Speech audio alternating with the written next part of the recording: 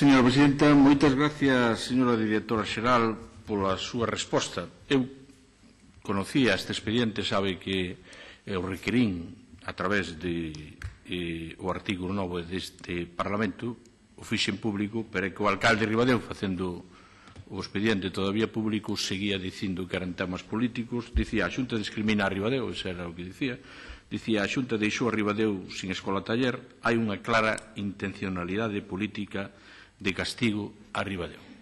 Entonces, lógicamente, desde o noso grupo, quixemos que o Goberno en sede parlamentaria, interpelar ao Goberno, que dixera claramente para que todos os veciños de Ribadeo sepan realmente o que pasou. O que pasou é que houve unha falta de interés total e absoluta, houve unha falta de xestión por parte do Goberno Municipal de Ribadeo e moi especialmente por parte do seu alcalde. Home, chama a atención unha cousa. Nos tempos que estamos a vivir, que son tempos difíciles, que son tempos onde temos moitos parados, chama a atención que parece que os nacionalistas son os únicos que se preocupan polo desemprego,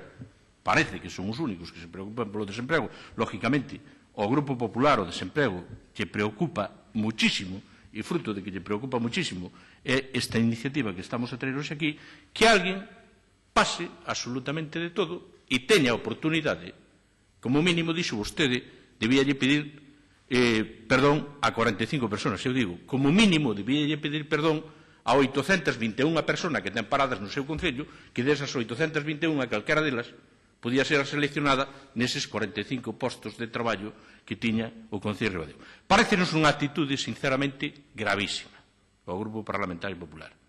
Pero parécenos unha actitude gravísima hasta o punto de que a quen se quixo engañar non foi ao Grupo Parlamentario Popular, nin foi ao Grupo Municipal do Partido Popular. Quen quixo engañar a todos os veciños de Ribadeo foi o alcalde de Ribadeo e o Grupo Municipal do Bloque Nacionalista Galego, que é quen goberna en Ribadeo, ocultando información e dicíndolles falsedades. Efectivamente, coincido con vostede que hai un desistimento, nin sequera hai a oportunidade de poder otorgar o obradoiro ou de negalo. Hai un desistimento porque, efectivamente, cando a vostedes lle mandan a documentación, erran en 14 deficiencias. E cando a susanan, siguen errando en 4 deficiencias e non as corrixe. Por lo cual, hai unha falta de interés total e absoluto. Hai un engaño total e absoluto. E nós iso denunciámoslo.